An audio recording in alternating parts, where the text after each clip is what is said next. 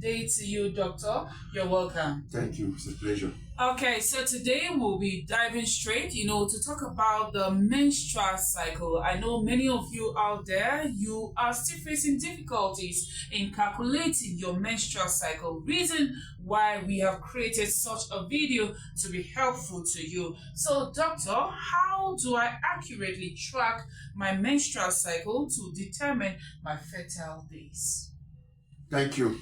Wonderful question. You have to first of all understand the length of your cycle. How long is your cycle? Not all women have the same duration of a menstrual cycle. Some women have a cycle of 28 days. Some women have a menstrual cycle of 30 days. Some have of 32 days, and it could go up to 35 days. Remember, the menstrual cycle is also defined, as a series of events, or happenings involving the womb of the woman, the inner lining shedding, happening once every 28 days plus or minus 7. So when you take 28 plus 7, it gives you 35. If you take 28 minus 7, it gives you 21. This tells you that it could normally range between 21 days up to 35 days. Now you look at yourself. Are you somebody with a 21-day cycle? Those ones are short cycles, 22, 24. They are short cycles. But you also see people with long cycles, 32, 34, 35 years, and which is a very normal thing for them. Don't follow the menstrual cycle of your sister. Don't follow that of your mother. Don't follow another person's own. Study your own. How do you even understand the duration of your cycle? 1, the day menses start flowing is day 1. Okay. The next day is day 2. The next day is day 3. Even when the flow of blood stops, if that was number 4 day, the next day is number 5. The next day is number 6. So you continue to count. The number of days of flow of menses here, they are not important. They will not change the number of days in your cycle. Some women actually flow for 3 days and the blood stops. Right. Some flow for up to 5 days and the blood stops. Yet there are women who flow for 7 days, which is very normal. And they know that each time their menses come, it continues to flow for full 7 days. Yes, because the menstrual flow days range, between 3 to 7 days. Averagely 5. And so you find people find, different women find themselves, within that gap. Right. But you may also find a woman who menstruates only the blood flow only for 2 days. Yeah. Or even 1 day. You can say that's below normal. It's not within the normal range. Or people who bleed for more than 7 days, 8 days and more, they are still bleeding. You see that there's also a problem there. We always ask such people to report to the hospital.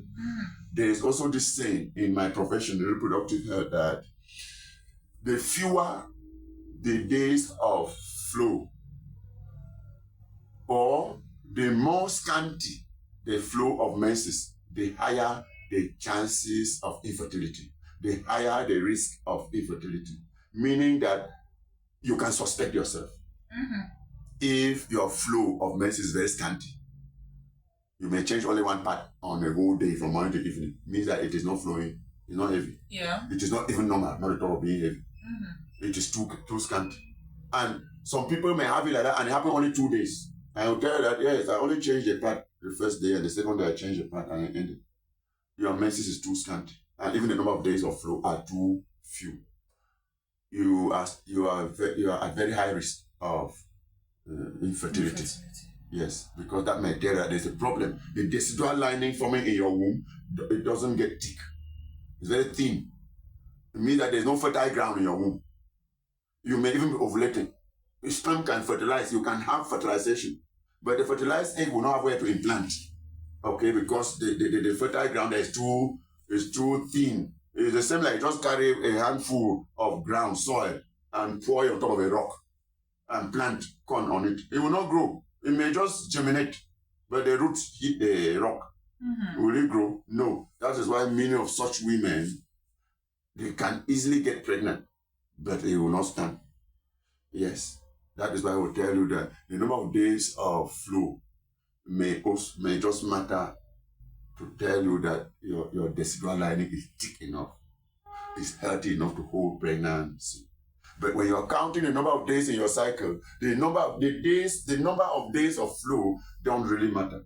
Because we don't want anybody to ever say, no, I flow for 5 days. And after 5 days, I live another 5 days to get to this. No, that's confusion. Just know in your mind that you need to first of all determine the number of days in your cycle. Count from the first day menses start flowing. That's day 1. Continue to count until you will wake up someday and notice that menses have started again. It now means that the last cycle ended yesterday. So we can define the duration as counting from the day menses start up to the eve of the next menses. Because when next menses starts, it is day 1 of a new cycle. Therefore, yesterday was last day of the last cycle. If you're counting like that, from the day menses start flowing up to the day another menses, to the eve of when another menses start, that will tell you the duration of your menstrual cycle. Do that consecutively for about 4 months to 6 months. You will now have the pattern to understand that I have a 30-day cycle. Oh no, I have a 28-day cycle. I have a 21-day cycle. I have a 32-day cycle. Yes. When you have now determined how long your cycle is, take for example, you have a 28-day cycle. Yeah. It is now easy for you to determine the fertile period, the day of ovulation. Fertile period, central day in the fertile period is the day ovulation. Ovulation is the release of a mature egg. Yeah. The day your ovaries release an egg, it is now ready for any sperm cell to fertilize it. The day such an egg is released from your ovary, that release process is called ovulation. So the day you ovulate is a central day of your fertile period. 3 days behind it, they are fertile days. 3 days after it are fertile days. That's virtually 7 days. Yes. 3 behind, 3 ahead plus the central day itself. It makes 7 days. So every human being, a lady, has 7 possible fertile days within the menstrual cycle. Even if you have a 35-day cycle, only 7 of them are possibly fertile. Any sexual intercourse on any of the days which are outside this 7, you are not looking for pregnancy because they cannot be pregnancy. So it is important for everyone to understand the fertile period. Fertile period is also different from the day of ovulation. I have said the day of ovulation is 1 day. Yeah. But the fertile period spans 3 days after ovulation and 3 days before ovulation, meaning that you have 7 possible fertile days. The days that are highly fertile are the days around the day of ovulation. The day of ovulation, 1 day behind it, 1 day after it. You know, like this triangle there. Those middle days are the highest fertile days. So if somebody is finding it difficult getting pregnant, target it within these 3 middle days. But you see, they are up to 7 days.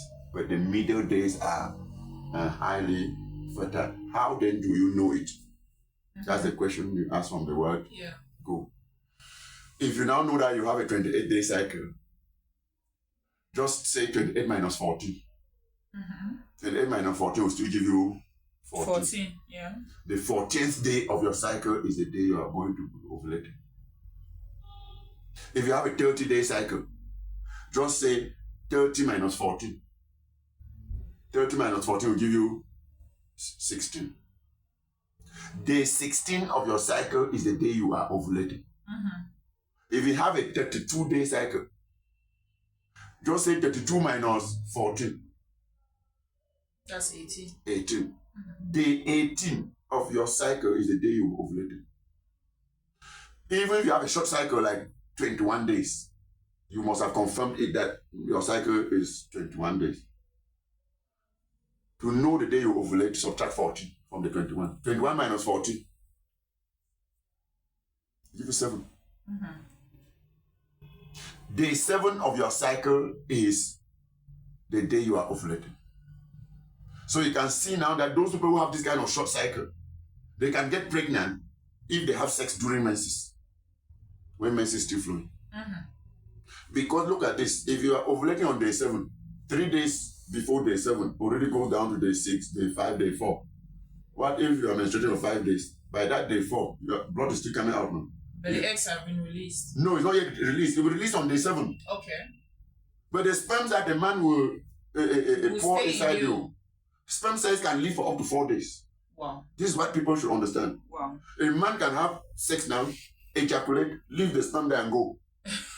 By number 4 day, the sperms are still inside you looking for egg. Yeah. But now, if he put the sperm on day 4, the next day is day 5, are the sperm not still there? It's there. But egg is not yet there now. By day 6, the sperms have met only 2 days now. They're still there now. By day 7, your own egg has to be ready on that day 7. Your egg may just be coming out when sperms have been waiting there long. And they just grab the yes, it says anytime you come out, we are here. Yeah, it's like saying that you don't want to come out, we are waiting. Yeah. And the time the ovary releases the egg, the sperms self-fertilizes. It is possible. So just know in your mind that you have only 1 day that you ovulate. But the day the man has sex with you and supplies sperm may be very different. If you don't know this, you can have contact with a man thinking that you are safe. You don't want pregnancy. After all, it was not your ovulation day, but it might have been already very close to the day of ovulation. If it is about 3 days to the ovulation, then you are at great risk, except the sperms of that man are the weak type that will die within 24 hours, 48 hours before that day. If they are healthy sperms of a real man, 4 days, even to number 5 day, they are still there. So it's fine. Some people will surprisingly notice that they are pregnant, and they really can argue and defend that the day they had contact was not their fertile day. Yes. But they need this knowledge to understand it. But you see, the 3 days after the day of ovulation, they also matter because when that egg is released, that egg also has its own lifespan of up to 3 days. Yeah.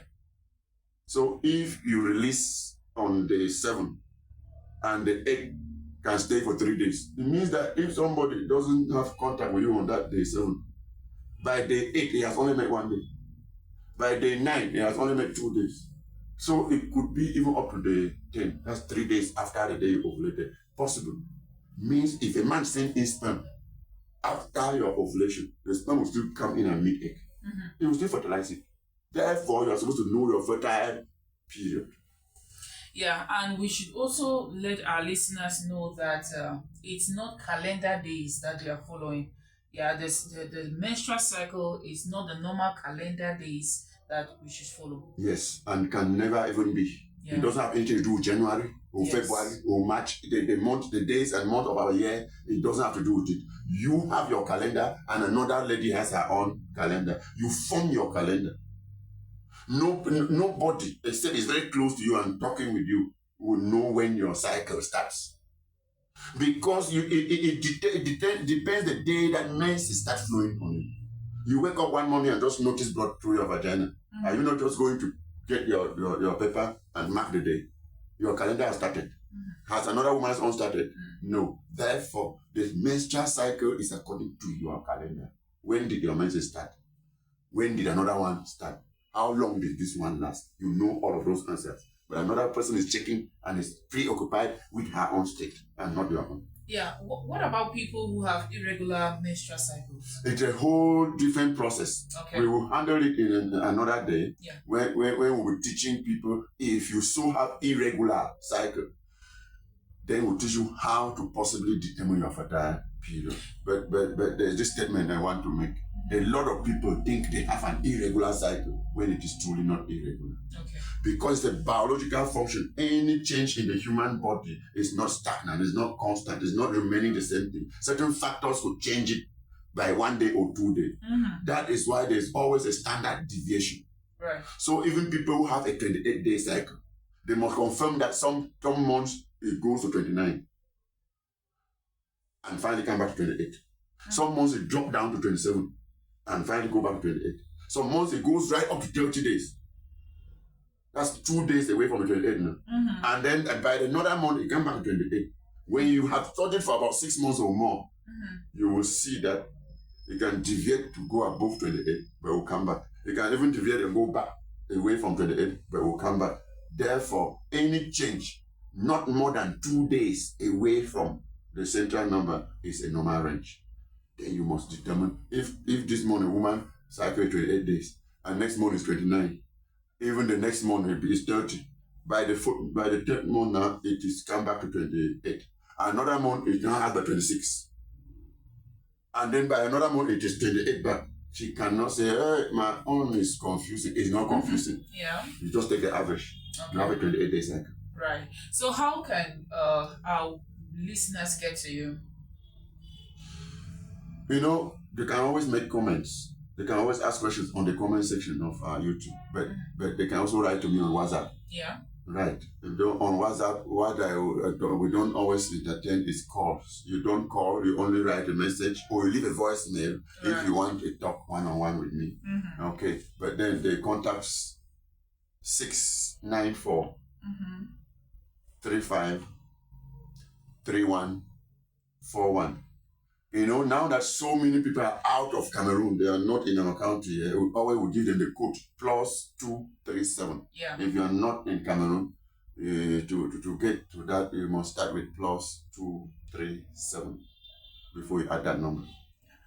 Okay, thank you so much, Dr. David Ayem, for honoring our invitation. Okay, thank you to our listeners for being there.